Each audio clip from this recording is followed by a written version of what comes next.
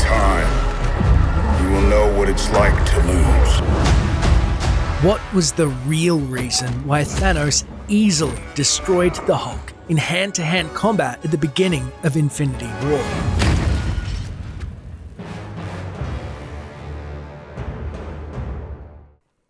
The much giveaway is this 24-inch theatrical scale Captain America's shield. To enter is simple. 1. Like the video. 2. Subscribe and hit the bell notification. 3. Leave a comment below if you believe that Thanos and Hulk will have a round 2 in Endgame.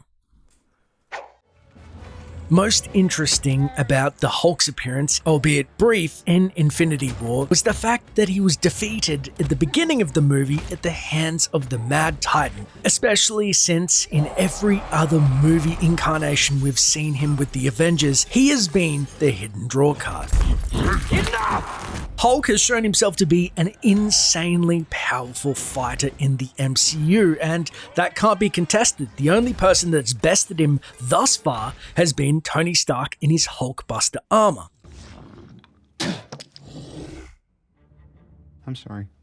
Arguably, the Hulk at a disadvantaged state as he was under Scarlet Witch's spell, and Thor, during Ragnarok, nearly beaten to death by the Hulk, had to summon a Hail Mary lightning bolt to incapacitate, both of whom were initially defeated by Thanos themselves.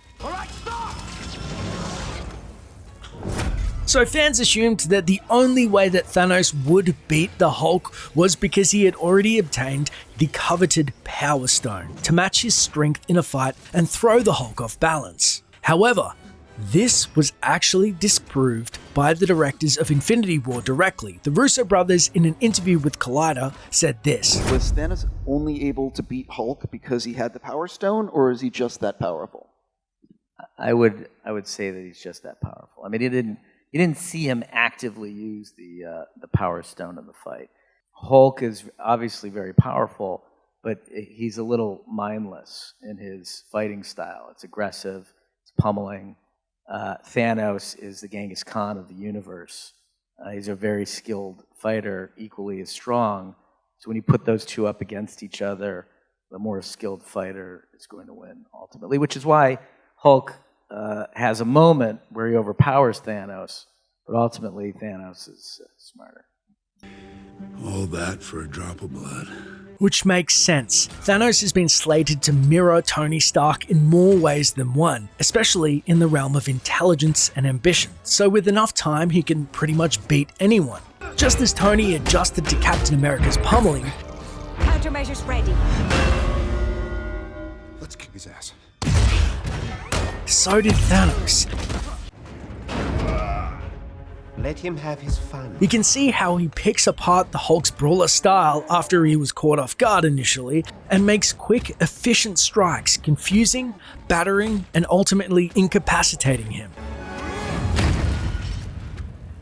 Now, the second question that really had fans confused, which was said to be largely due to time constraints, was why the Hulk didn't appear later in the movie. Come on, Max. Most people assumed, myself included, he was afraid after being served royally by Thanos.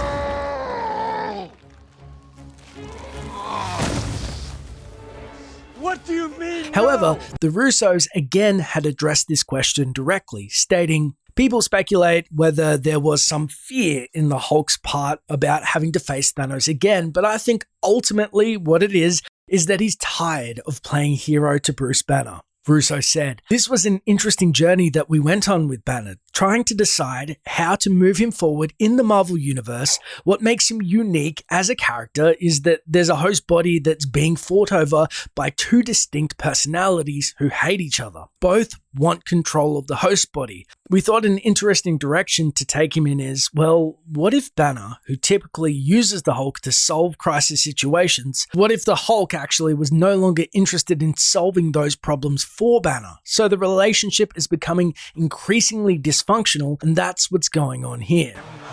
No Banner, only Hulk. What are you doing?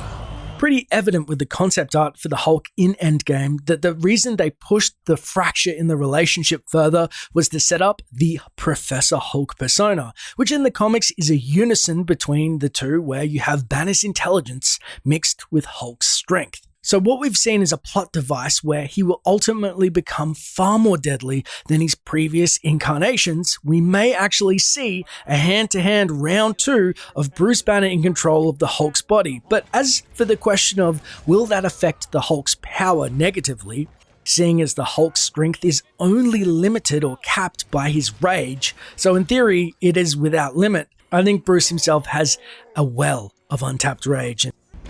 Now might be a really good time for you to get angry. That's my secret, Cap.